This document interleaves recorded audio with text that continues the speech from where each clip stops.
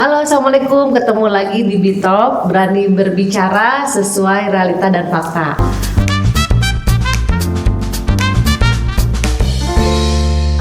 Oke, kali ini kita kedatangan tamu yang luar biasa nih, jauh-jauh dari Sukabumi ya. Dari Sukabumi kotanya juga ke rumahnya masih 1 jam ya. Nah, inilah dia Teh Siti bersama suaminya. Halo Teh Siti, apa kabar? Assalamualaikum warahmatullahi wabarakatuh. Waalaikumsalam. Alhamdulillah kabar baik dan bahagia tentunya Bu. Ini kebetulan ya bisa datang sama suami ya. Alhamdulillah lagi libur atau gimana Teh? Ini benar-benar menyempatkan benar-benar apa khusus nih buat gitu Bang. menyempatkan waktu sama suami datang sini karena ya itulah suaminya yang waktunya belum bebas waktu. Ya, bebas waktu. Oke, terima kasih loh ya kepada Pak suami, Bapak sini. Pak Rohmat, makasih ya udah menyempatkan waktunya datang ke sini. Nah, kali ini kita mau belajar dari seorang ibu yang luar biasa ya. Saya mengenal Teh Siti ini sekitar berapa tahun yang lalu ya kita ketemu ya? 2007 ya? 2017 berarti sekitar 5 tahun ya, 5 tahun yang lalu. 6 tahun yang lalu, dan alhamdulillah sekarang udah berbeda banget ya. Kita dulu ketemu kalau nggak salah Teh Siti ini datang ke pertemuan yang saya bikin di Sukabumi bersama suami ya. Lagi hamil ya, lagi hamil. Saya kaget juga pas nanya ini rumahnya di mana, di Pelabuhan Ratu gitu ya. Berapa jam ke sini? 1 jam pakai motor ya, luar biasa banget. Ini pasti ada sesuatu ya kok bisa seperti itu gitu. Dan yang bikin saya kerennya itu bisa datang berdua gitu sama suami, luar biasa ya.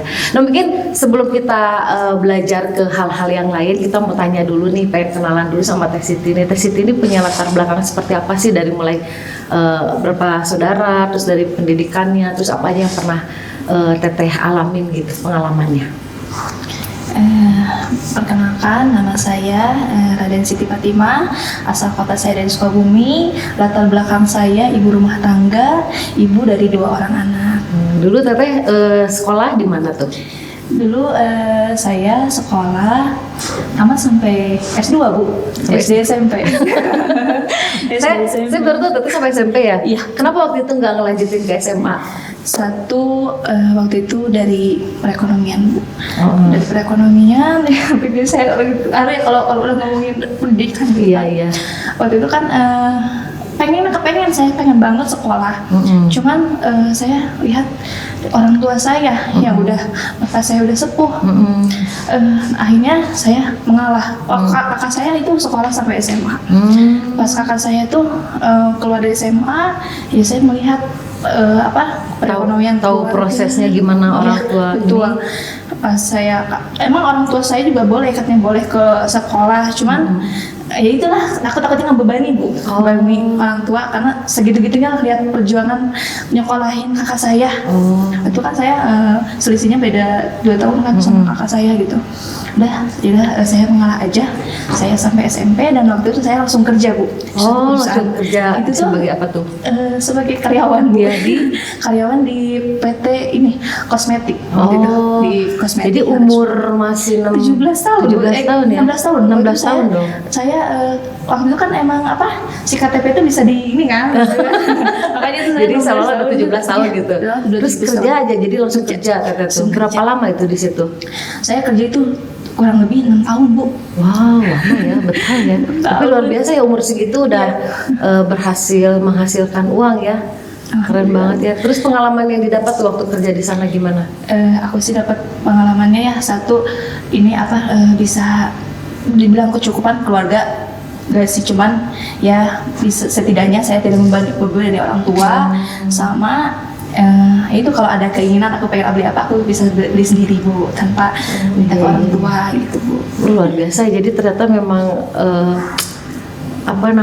berlian-berlian itu banyak ya, bertebaran ya teman-teman ya, dan akhirnya dipertemukan di satu momen-momen. Jadi itu memang sudah di usia muda itu pemikirannya udah berbeda ya. Jadi memang seorang leader itu bukan diciptakan ya, tapi memang ditemukan udah dari dalam hati yang paling dalamnya. Udah keren banget umur segitu punya pemikiran seperti Teh Siti ya. Terus akhirnya udah kerja di situ, terus gimana, ngapain tuh? Waktu itu kerja kan 6 tahun ya.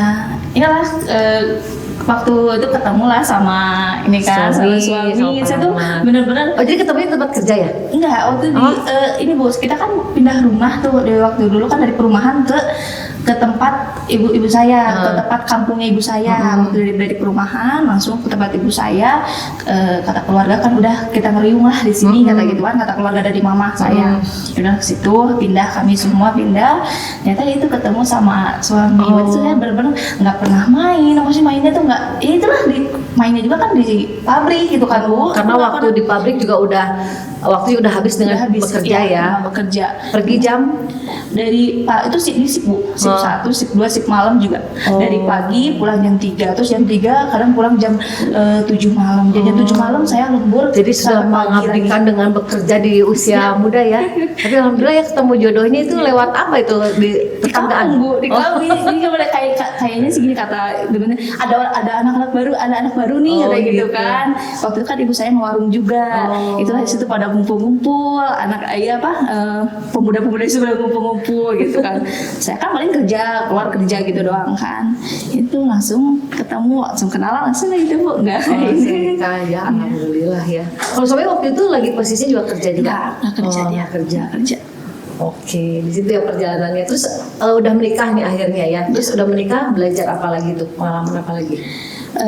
Apa masih tetap bekerja atau resign terus ngerjain yang lain? Resign Bu. Resign karena? kerja dulu pas saya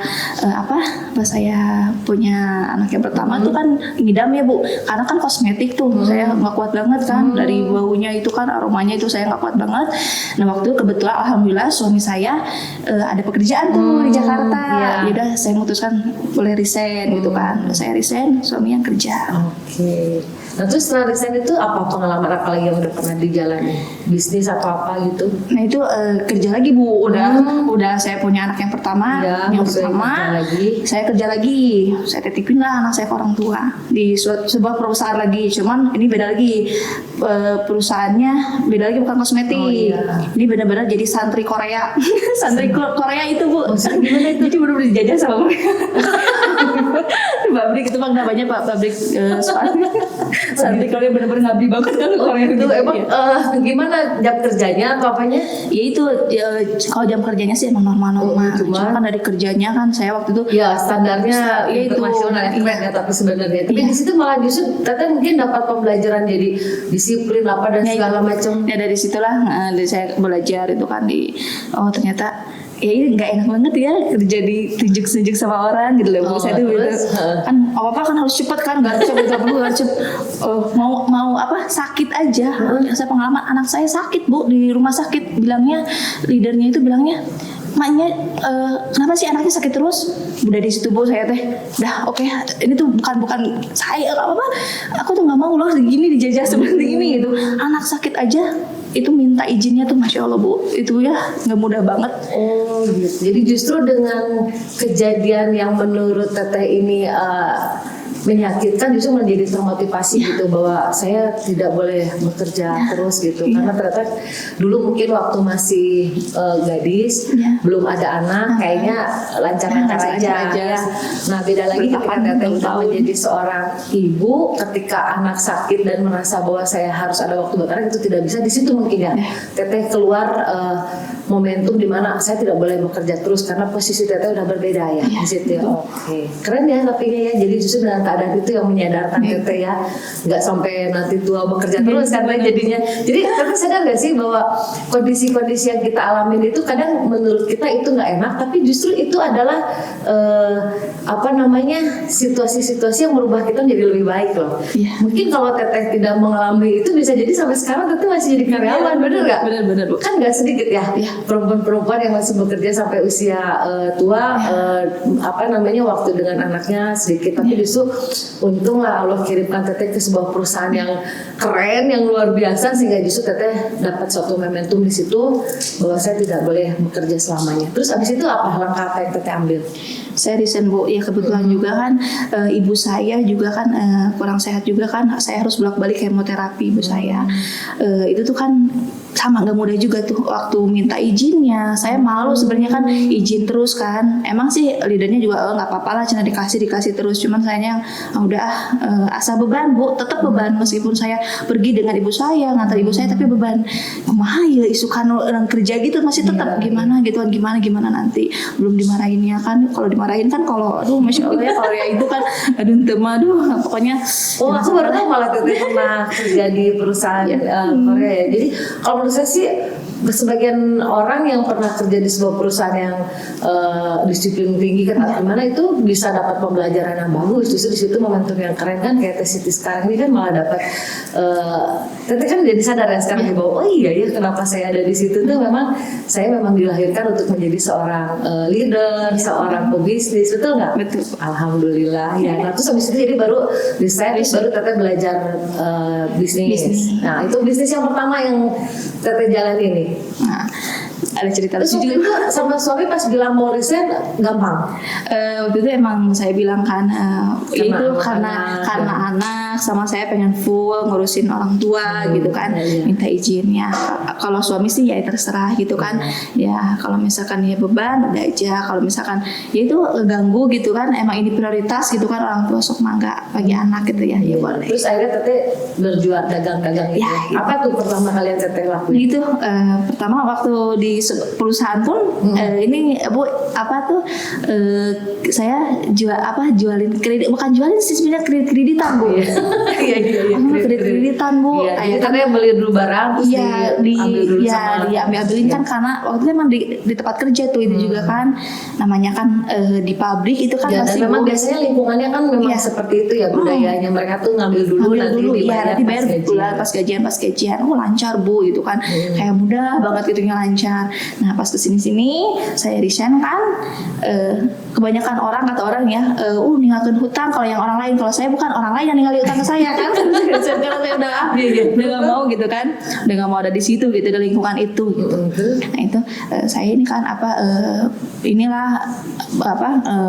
kreditan lanjut di rumah tuh masih lanjut Bu. Aku masih lanjut di rumah karena hobi, bilang hobi sih, gimana bukan hobi sih, seru lah gitu kan, karena kan apalagi lancar ya. Pertama kan setahun 2 tahun lancar Bu. Saya jual apa, ada yang ngasih terus ini jualin kerudung, oke. Saya beli kan kreditnya Bu. Terus saya kreditin kan itu gampang Bu, kalau cuma ngasih gitu doang kan, kalau kreditin kan gitu lancar gitu kan. Terus ada yang mau pesen barang apa gitu kan, saya ini pokoknya mah seru lah Teteh ngambil barang habis gitu ya. Habis. Kalau makanan tuh pokoknya seru banget gitu kan. Kesininya Bu, mentok nih di modal. Kementok juga di modal nih, nggak ada kan modal uang setoran jadi beda jauh banget dari pendapatan sama pengeluaran. Kenapa bisa beda ya? Padahal kan jelas ya keuntungannya. Makanya itu tuh resiko banget ya yang kreditan tuh, yang macetnya lah. Ada yang banyak Bu yang seperti itu. Jadi mungkin maksudnya dia tuh lancar produk keluar, sebagian uang masuk mana? Lancar nggak? Itu makanya Bu, aduh itu benar-benar menguras banget ya. Kadang mah mental juga, terus marah-marah nggak jelas gitu kan ke ini. Jadi resiko-resiko orang telat membayar atau tidak membayar itu besar ya? Iya, besar banget Bu. Besar banget, iya sih. Soalnya kalau saya perhatiin ya, orang berani yang ngereditin bank aja, ngereditin itu perlu pertimbangan yang banyak dan perlu jaminan. Iya betul. Ya kan, nah kita kan nggak perlu jaminan gitu kan ya. Itu jadi Teteh di situ menemukan masalahnya ketika uang di luar. Terus barang udah pada dikasihin, akhirnya Teteh kesulitan untuk belanja lagi. Ya belanja lagi. Terus setelah itu apa yang langkah diambil? Usaha lagi yang lain. Ada mungkin Teteh pernah pengalaman, pernah nggak Teteh mengalami suatu bisnis tapi harus nyuntik modal dari mana gitu? Pernah banget Bu. Gimana? Pernah banget itu tuh pas saya ini kan ikut bisnis MLM gitu kan ya Bu ya, bisnis MLM karena saya pentok banget kan nggak ada modal Bu. Benar-benar nggak ada modal. Nah saya cobalah pinjam Bu, pinjam ke bank, beranikan diri lah Bu, pinjam ke bank. Itu nanya kan, saya tuh pengen jadi stokis Bu, langsung saya PDP jadi stokis Bu. Karena itu benar-benar aku nggak punya ilmunya gitu loh Bu ya, nggak punya ilmunya dari kredit ke MLM atau nyabunya gitu kan, nggak nyambung gitu kalau ini mah ya. saya beranikan diri aja untuk pinjam ke bank, ya ngobrol sama suami mah ya terserah merennya gitu kan, namanya usaha sok aja begitu. Waktu itu modal stokis tuh ingat 21 juta Bu. 21 juta itu full saya pinjam ke bank Full, aja. saya pinjam ke bank semua. Pinjam ke bank. Nah dari situ dengan PD-nya saya kan punya uang, langsung saya stokis kan, langsung saya belanja stokis kan gitu. Itu di situ mentok gimana nih Bu ya, kan emang awalnya kan lancar. Kesininya kan aduh beban juga Bu, harus storin gitu kan, harus nyetor gitu kan Bu. Jadi akhirnya uang modal nggak ada, Iya. utang jelas di bank gitu ya. Iya, bener, Kayak Bu. gitu. Harus Nah itu saya mau nanya ini nih ke Teteh, kan waktu itu kita ketemu itu Teteh berarti dalam kondisi seperti apa tuh? Kok bisa Teteh mau nemuin aku padahal perjalanan dari rumah itu kan jauh ya 1 jam, dan ada obrolan apa sama suami sampai ayo kita kesana nemuin Bu Osa gitu. Kenapa tuh, gimana? Nah waktu itu kan emang udah mentok ya, satu kan nggak bisa bayar ke bank, terus pokoknya uang di luaran macet yang nggak bisa dibayar lah, udah mentok. Nah, kebetulan kan ada info nih, ada Bu Osa katanya kan ke Sukabumi, udah saya kejar itu Bu Osa tuh, saya kejar karena udah mentok banget. Saya pengen solusi Bu, pengen gitu, pengen menyelesaikan amanah itu, hutang itu. Terus waktu itu kita pernah sempat ngobrol ya Kak, tanya Teteh ada persoalan apa, Teteh cerita ya, terus solusi apa tuh waktu itu yang Teteh jalanin yang ngikutin dari saya itu? Oh iya, waktu itu kan Masih inget, pasti mungkin masih inget apa yang diinget. Ingat kan kata Bu Osa, nanya kan Bu Osa ke saya kan waktu itu nanya, sekarang kegiatan apa nih selain ini kan, selain bisnis? Saya jual kreditan Bu. Tapi ya ini Bu yang permasalahannya, si uang yang dikreditan ini nih yang mentok nggak bisa. Ya kalau aku sih kata Bu Osa dengan PD-nya, udah aja lepasin aja itu kredit, udah aja fokus di bisnis. Nah kata aku teh, Ibu, aku tuh habis belanja loh Bu, ini belanja tuh waktu itu teh sekitar ada 5 juta. 5 juta. Baru selesai belanja kata Ibu harus udah aja lepasin aja, bagi-bagiin aja itu barang-barangnya. Ibu, bagi-bagiin Bu benar, tapi aku mikir lagi, emang apanya aku gitunya dibagi-bagikan gitu kan? Iya. Udah jual ini aja dari situ, jual modalnya aja udah beres kan tuh, udah itu uangnya udah bayarin ke bank. Aku mikir lagi ngerendung gitu ya. Yaudah Bu, yaudah nanti kalau kita ketemu lagi, tesnya harus selesai itu kan masalahnya harus selesai nih. Nanti cerita lagi ke aku.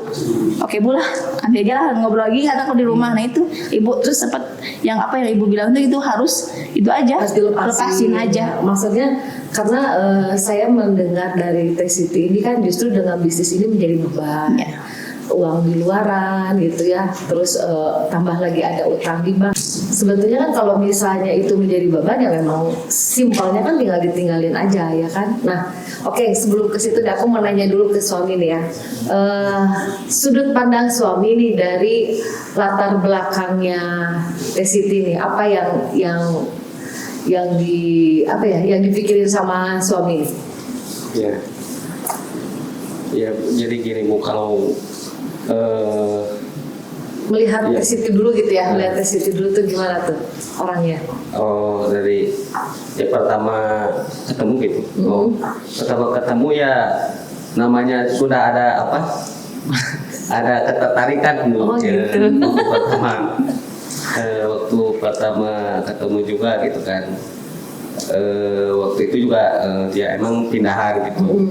Kan saya pindah ke kampung saya kan, emang orang tuanya gitu dulunya kan orang satu kampung sama saya gitu.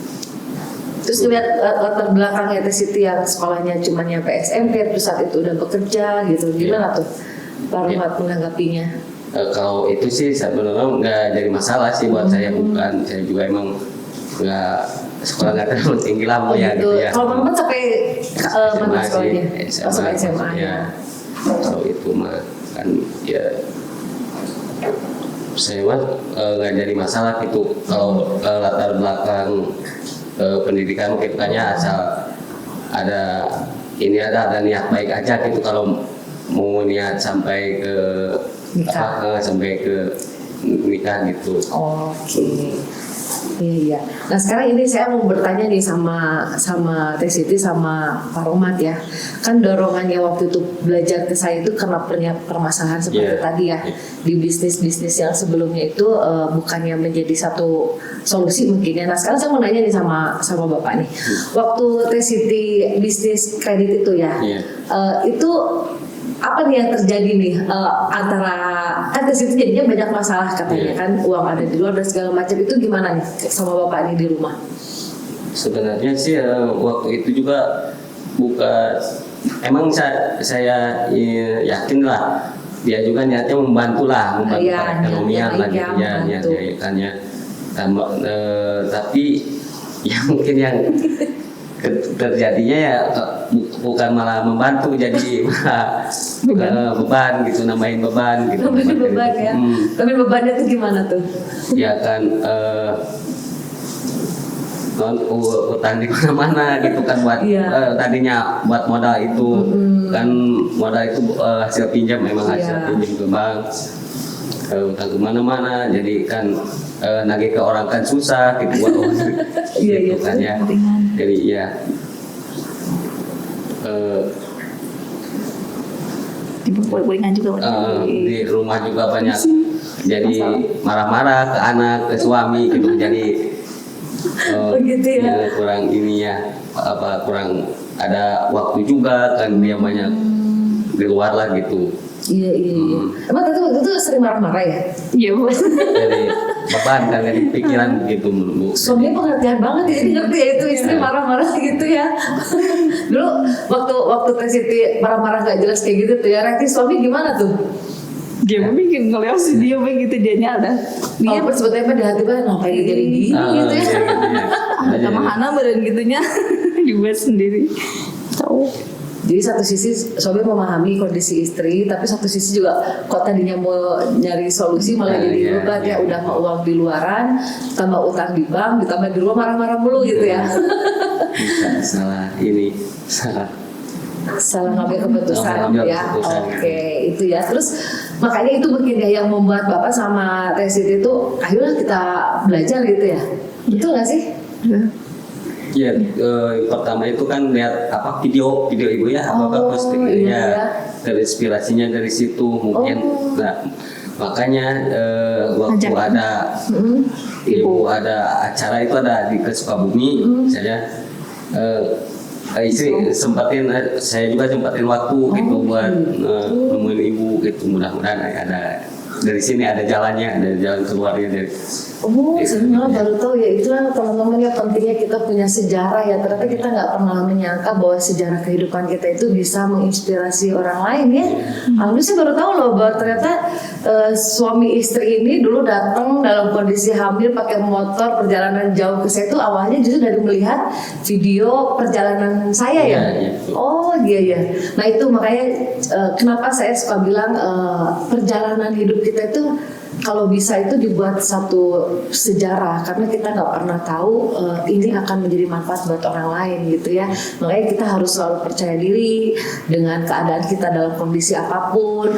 Jangan kita tuh mau posting tapi kondisi udah sukses gitu ya, udah enak. Justru kita ketika kita berjuang ya, kalau kita memang tahu ini adalah sebuah perjuangan pada ujungnya sukses, kita kan dengan bangga mendokumentasikan itu ya. Oh jadi itu ya sebetulnya latar belakangnya awalnya tuh ketertarikan terhadap dari video itu. Oke, keren. Berarti di situ keluar kayak keyakinan gitu ya Pak ya. Oh, berarti saya juga bisa dong, karena orang ini juga dulunya kayaknya lebih parah dari kalian. Keadaannya kalau teman-teman pengen tahu nih, saya di video itu ya kondisinya mungkin bisa jadi kan di sebuah kontrakan lagi bikin kue, mungkin bisa jadi lebih di bawah daripada Teh Siti sama suami. Jadi akhirnya keluar sebuah keyakinan, berarti saya juga bisa dong gitu ya. Oke, keren ya. Nah terus waktu dalam situasi seperti itu ya kan sering marah-marah nih di rumah. Kondisi ke anak juga gimana Teh? Itu benar-benar saya tuh nggak pernah kan biasanya kan harusnya tuh bangun tidur tuh kita gimana ke anak ya. Dari bangun tidur aja saya udah uring-uringan karena nggak jelas gitu, nggak jelas, jadi kesal ya nanti gitu, panas gitu, kenapa panas gitu, karena anak-anaknya biasa aja gitu, kenapa pakai yang marah-marah, kan apalagi udah lihat buku catatan gitu kan, buku yang aduh, bawahnya kayaknya anak panas salah banget. sedikit juga kayaknya gede-gedein gitu. Oh gitu. Ya, jadi kan Waduh. bawaan. Iya. Aduh, berapa banyak ya ibu-ibu yang seperti itu. Kasihan ya anak-anak, betul nggak sih? Harus terselamatkan gitu anak-anak ya. Kondisi ibu harus dalam kondisi tenang. Sampai sekarang saya benar-benar terus aja minta maaf aja terus ke anak. Alhamdulillah ya masih dikasih kesempatan kita untuk memperbaiki keadaannya. Jadi jangan sampai itu menjadi luka batin yang nanti terbawa terus ya. Padahal efeknya dari seorang ibu yang ruwet berbisnis. Ya alhamdulillah ya Teh. Alhamdulillah dalam usia masih anak. Berapa tahun Mas Tete menyadari bahwa ini adalah sesuatu yang harus diperbaiki? Itu betul usia berapa tuh yang paling besar? 28 sih, 27, 28. Enggak, umur anak nih. Oh anak, Ya, masih berapa tahun ya waktu itu yang pertama Iya, ya? yang pertama. Yang pertama ya masih 2 ada. tahun 3 tahunan. 2 tahun 3 tahun ya, alhamdulillah ya masih ini ya. Karena saya juga sering dengar juga bahwa anak pertama itu biasanya menjadi korban belajar orang tuanya. Ya, kasihan kan sebetulnya, betul nggak? Nah, insya Allah dengan seorang ibu yang akhirnya bisa mengelola emosinya gitu ya, bisa lebih menyadari itu, banyak anak-anak yang terselamatkan di sana karena kuncinya dari ibunya. Gitu sih menurut saya ya. Oke, alhamdulillah ya akhirnya kita ketemu ya, terus sudah ketemu kayak itu. Kalau nggak salah Teteh ini juga ada persoalan tentang membayar asuransi waktu itu, benar nggak sih? Betul, Bu. Itu juga yang mendorong saya harus gimana. Emang gimana sih pengalaman Teteh, dan waktu awalnya itu tujuannya ikut itu tuh apa, terus apa yang terjadi setelah itu gitu? Ya waktu itu kan saya tuh ikut sebuah asuransi itu kan di bank. Waktu itu emang nabung sih Bu, saya tuh awalnya pengen buka rekening Bu di bank. Terus ditawarin lah di situ kan ada asuransi gitu. Nah saya mikir ini asuransi untuk 5 tahun kan, jangka 5 tahun itu. Saya pikiran nih anak saya baru kelas 1 SD kan, waktu kelas 1 SD juga baru mau sih, kelas 1 SD baru mau tuh. Saya mikir 5 tahun, saya tuh pengen untuk pendidikan sekolah Bu, karena dia kan bilangnya buat pendidikan ada. Saya mikir lagi, oh iya ya, kenapa enggak sih aku nabung di sini buat pendidikan, karena jujur kan aku nggak bisa pegang uang Bu gitu kan. Ini daripada uang yang nggak jelas gitu kan, aku indah masukin ke asuransi waktu itu ya, ikutlah asuransi itu. Berjalan lah sampai waktu itu mentok di mau 1 tahun Bu. Mau 1 tahun. 1 tahun berapa itu? Sebulannya 700.000. 700.000 itu mentok di mau 1 tahun. Mentok mau 1 tahun pandemi Bu, waktu itu kan pandemi. Kami benar-benar itu emang kata orang banknya bilang gini kan, nggak apa-apa ditunda dulu aja gitu kan, ditunda dulu nanti nggak bisa itu lagi kan. Cuman saya benar-benar mentok itu di situ, nggak bisa bayar, udahlah kayak beban aja gitu Bu, nggak bayar tapi kayak beban, kayak utang Bu ya.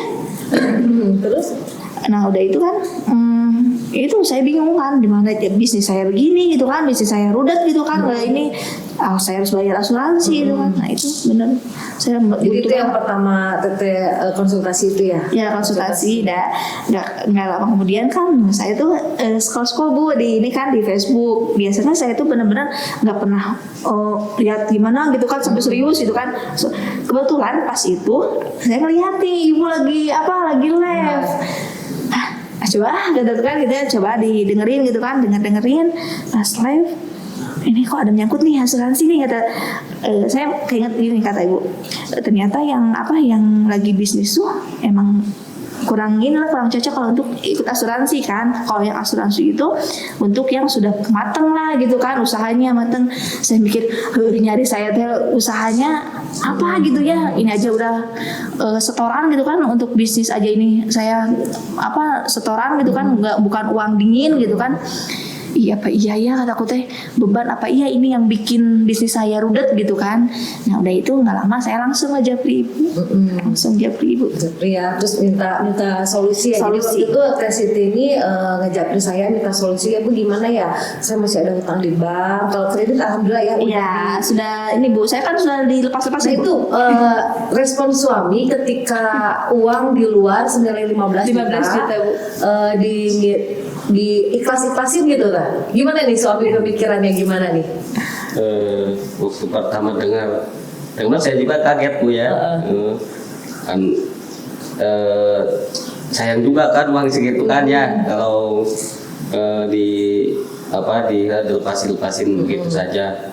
Tapi kalau dipikir lagi kan, kalau buat apa gitu, kalau jadi beban pikiran mah gitu. Jadi akhirnya setuju lah ya. Setuju lah. Walaupun sedikit kaget ya awalnya ya. Ya jadi Teh Siti ini akhirnya apa aja yang dilakukan nih waktu punya masalah utang di bank, uang di luar gitu kan, terus mengikuti asuransi. Teteh langkah apa yang diambil waktu itu? Ya saya tutup. Yang pertama kan saya pengen melepasin beban kan Bu ya. Lepasin beban, saya tutup itu asuransi. Asuransi diberhentikan Di asuransi. Terus, padahal udah uang masuk berapa? 20 juta. 20 juta diberhentikan. Terus habis itu? Yang keduanya itu Bu, saya kan bisnis kreditan kan, udah saya lepasin juga. Lepasin juga bisnis kreditnya sehingga akhirnya fokus di dalam satu bisnis. Ya. Nah, saya mau nanya sekarang ini nih, tujuan Teteh untuk berbisnis sekarang nih, tujuan Teteh berbisnis itu apa? Sekarang Teteh bisnis serius gitu kan di dalam sebuah bisnis, masuk di komunitas BBB, itu tujuannya apa? Ya yang pertama saya ini pengen menjadi bermanfaat gitu Bu dengan untuk orang lain, karena kan saya terlahir dari dibilang keluarga berada tuh jauh banget ya Bu dengan berada gitu kan. Saya itu ikutin dari pembelajaran yang dulu kan orang tua saya seperti apa. Nah saya jangan sampai anak saya gitu kan seperti saya yang alami gitu kan. Saya pengen bermanfaat orang lain gitu kan, untuk keluarga gitu kan. Ada tujuan lain mungkin kan, untuk lebih spesifiknya untuk keluarga Teteh sendiri? Nah itu pengen berkumpul terus kita sama keluarga, jangan sampai kita tuh ngerasain kerja gitu kan, kerja di orang lain Bu gitu. Oh, jadi Teteh punya pemikiran bahwa saya bisnis itu pengen suatu hari juga suami resign. Iya betul, dan itu impian saya. Dia langsung saja. Gimana impiannya sama nggak dia sama suaminya? Jangan sampai beda nih. Gimana nih katanya Teh Siti ini punya impian pengen suami itu resign dengan tujuan supaya bisa menjalankan bisnis bersama-sama dan membesarkan anak bersama-sama. Kira-kira gimana nih menurut suami nih tujuan Teh Siti kayak gitu nih? Kalau sekarang saya keren banget ya. Gimana? Menurut saya sih ya itu emang bagus Bu. Jadi kita kan punya banyak waktu ya di rumah. Betul. Ngurus anak, melihat perkembangan anak, dan lebih fokus ke banyak waktu ke keluarga lah gitu ya. Jadi kan. Tapi untuk sekarang ini mah ya pokoknya untuk masalah gimana caranya bisnisnya harus sukses betul ya? Iya. Harus sukses ya, betul nggak? Tapi ada keyakinan nggak bahwa itu bisa terjadi? Kan tinggal lihat contoh ya sebetulnya ya. Ada keyakinan nggak bahwa kehidupan seperti itu tuh ada gitu, dan saya pengen seperti itu. Ada kayak gitu nggak Pak? Yakin nggak? Saya yakin. Dulu sih sempat kurang yakin Bu ya.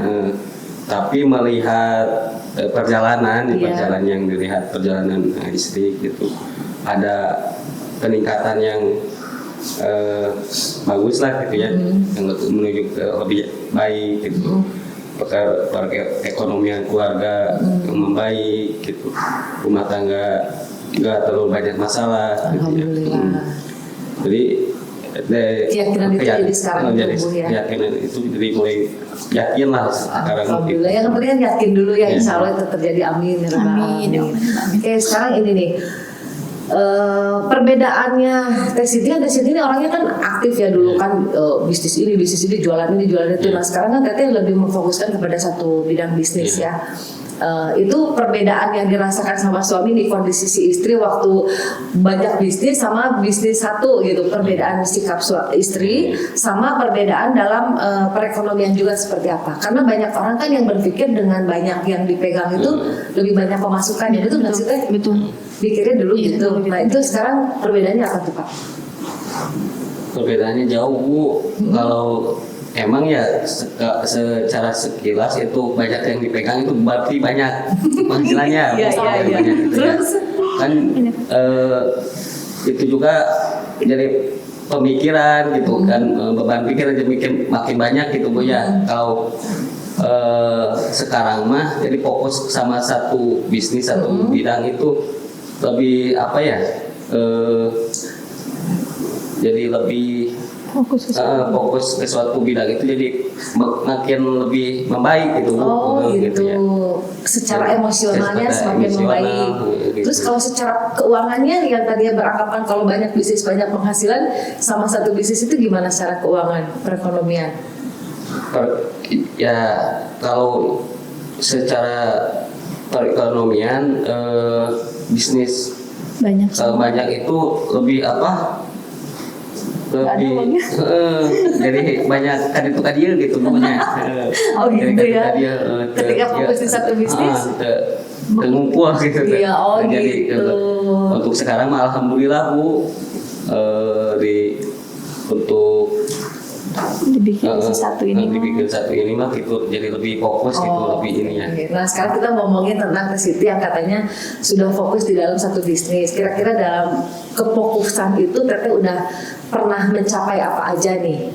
Yang pertama itu kan selain memang udah nyelesain hutang alhamdulillah, terus gak punya piutang juga. Nah apa nih yang pernah Teteh capai dari ketika Teteh fokus dalam satu bisnis? Nah itu keingetan dari ibu juga kan, terus yang ingetin juga kita bisnis tuh emang harus punya impian. Nah waktu itu kan impian saya itu sebetulnya rumah Bu, pengen punya rumah karena kan kami masih ikut sama orang tua gitu kan. Nah itu pengen punya rumah, ya ternyata kesini saya gali lagi Bu impiannya waktu itu. Nah yang greget itu ternyata saya tanyalah ke orang tua kan, waktu masih ada almarhum bapak, saya tanya ke orang tua, bapak kira-kira pengen apa gitu kan, saya tanya. Umroh udah dia kan gitu, bapak mau umroh lagi pak? Enggak. Coba tuh anak teh salah satu ada yang punya mobil. Nah dari situ Bu saya langsung pikiran, wah ini kayaknya mimpi saya nih mobil. Karena terasa di hati Teteh. Iya benar, kayak aduh mobil. Satu kan bapak saya juga udah lansia juga kan gitu. Bapak buat apa sih kalau boleh tahu mobil? Saya tanya kan ke bapak kan, bapak buat apa mobil? Gini deh, soalnya kita udah lama kan nggak ke kan waktu itu kan bapak emang dia di luar kota kan, tinggal gitu ya berkunjung ke ini kebanyakan di luar kota gitu kan. Katanya ini deh kalau misalkan kita punya mobil kan bisa ini bolak-balik kita silaturahmi gitu kan, nggak harus sewa. Kalau sewa kan yang pertama katanya teh harus giat, terus kita teh nggak tenang lah gitu katanya teh masih pengen di sana ini katanya kita harus justru malah ketika nanya ke bapak waktu itu justru yang Teteh rasakan itu kena getaran. Getaran banget Bu, itu langsung mobil. Karena kalau nggak salah tuh Teh Siti itu dulu pernah impiannya rumah, udah mencoba, tapi bisnisnya itu masih maju mundur karena ternyata setelah saya tanya Teteh jangan-jangan impiannya belum menggetarkan hati nih. Ternyata iya, dan akhirnya saya minta Teh Siti coba ngobrol sama orang tua, sama siapa, mungkin ada satu keinginan yang belum terucap. Dan biasanya ngomong sama orang tua tuh harus dari hati ke hati, gak bisa tuh ada orang tua tuh ngomong gampang, karena sejatinya orang tua seperti tidak mau membebankan orang tua anaknya ya, padahal kita bukan ngambil itunya, tapi apa sih keinginan orang tua yang sebetulnya. Dan alhamdulillah ya orang tua mengeluarkan itu, dan lucu kita jangan sampai sewa terus, dan alhamdulillah justru sekarang mobilnya disewain terus. Iya betul banget. Jadi Teh Siti ini alhamdulillah ya karena mendengarkan apa kata almarhum bapak waktu itu ingin punya mobil, ternyata justru ketika mobil itu belum terbeli bapak meninggal dan ternyata bapak memang tahu apa yang terbaik buat anaknya. Ternyata mobil itu sekarang jadi aset buat Teh Siti, menghasilkan uang. Ngalir terus nggak Pak? Betul nggak sih Pak? Alhamdulillah ya lancar ya. Setiap bulan pokoknya selalu keluar, jadi tidak pernah miss defisit ya, tapi selalu ada lebihnya. Alhamdulillah punya aset luar biasa. Nah waktu pertama Teh Siti bilang ke suami bahwa saya impiannya pengen mobil, nah, apa reaksi suami nih, kok mobil, gimana nih pikiran suami? Waktu itu saya juga kaget ya, kaget juga, kurang yakin juga kan. Bagi kami kan uang mobil lah harganya mahal lah. Jadi bagi kami uang segitu nggak gampang lah nyarinya Ibu ya.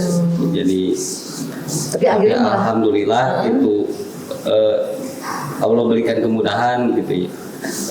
Jalan bisnis ini. Berkat jalan bisnis ini, istri saya bisa mewujudkan impian keluarga. Alhamdulillah bahkan menjadi aset buat keluarga ya. Terus impian yang keduanya nih udah ngapain aja? Mengumrohkan kedua orang tua ya. Nah, itu kenapa nih Teh kok kepikiran pengen mengumrohkan orang tua? itu tuh emang gimana ya, sama getaran juga Bu. Getaran, terus saya lihat kan orang tua saya, emang mertua saya itu kan udah sepuh Bu. Udah sepuh, jadi saya teh pikiran pengen berangkat ini karena kan emang satu temennya juga tuh ada yang udah berangkat dia tuh kayak ngulang gitu pengen berangkat kayaknya gitu kan. Cuman waktu itu emang saya nggak tanya gini, "Ma mau berangkat ya?" Nggak saya tanya, malah saya bilangnya, "Mak, berangkatnya ke umroh sama Siti," gitu kan. Dia kan kayak nggak yakin kan, mertua saya waktu itu kan, mertua saya, "Ah, di mana atuh deh," katanya gitunya, "baru-baru buat umroh gitu kan, udah buat makan aja." Itu kata dia teh. Alhamdulillah gitu kan. Tenang mah, pokoknya berangkat Desember tahun sekarang harus berangkat kata Siti gitu kan, sama Siti gitu. Itu dari situ kayak beda raut mukanya. Amin, cuma bilang amin aja, doain namanya gitu ya, doain gitu. Udah dari situ benar-benar kayak Terus setelah teteh bilang gitu ke orang tua itu bisnis gimana? wah, alhamdulillah Bu, itu dari situ Bu kayak yang saya dikejar uang kayak gitu. Bener banget Bu, itu tuh saya tuh banyak job event gitu kan Bu ya, event sampai kan saya tuh kayak yang ya lo ini mudah banget gitu loh dapat uang. Saya kan nabung, Jadi teteh buka meja di situ ya? iya buka meja, sebulan tuh saya bisa 7 juta pokoknya. Bahkan seminggu saya bisa dapat Bu itu 3 juta. Itu tuh bener-bener seminggu 3 juta, sebulan di atas 10 juta ya, luar biasa. saya kan itu targetin itu cuma 6 bulan Bu, Cuma 6 bulan ya berhasil mengumrohkan kedua orang tua yang jadi orang tua sama mertua, alhamdulillah ya. Berapa total? Waktu itu kan totalnya Sekitar 72 ya Bu. 72 juta hanya dalam waktu 6 bulan. 6 bulan. Sebelumnya kan udah beli mobil 120 juta cash ya 1 tahun ya, jadi lebih mudah. Dan sekarang katanya lagi mau merencanakan membeli rumah yang itu ya. Lupain, Mudah-mudahan ya, ini lancarin ya. Jadi ternyata bisnis teteh ini bisa lancar dan tidaknya tergantung impian yang lagi ditentuin. Betul nggak sih? Betul.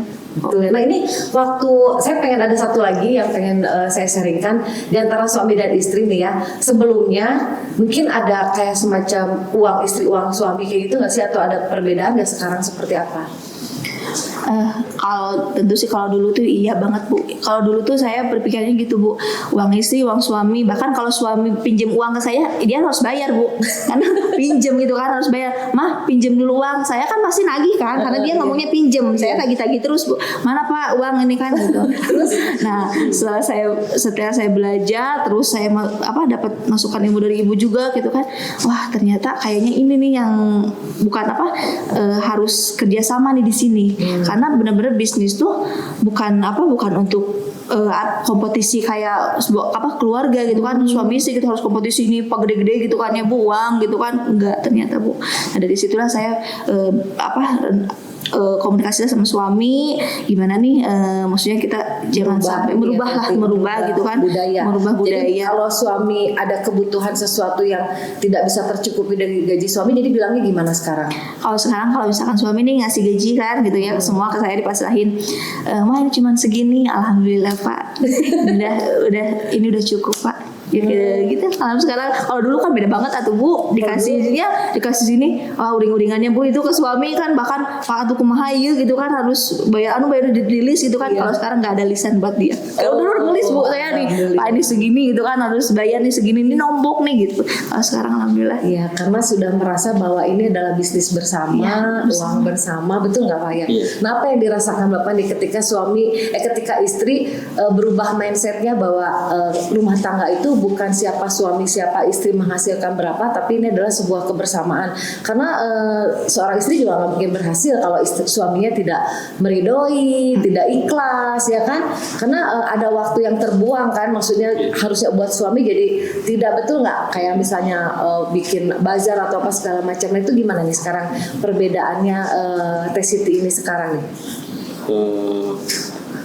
Yang pasti jauh lebih baik Bu ya. Syukur alhamdulillah jadi lebih baik kehidupan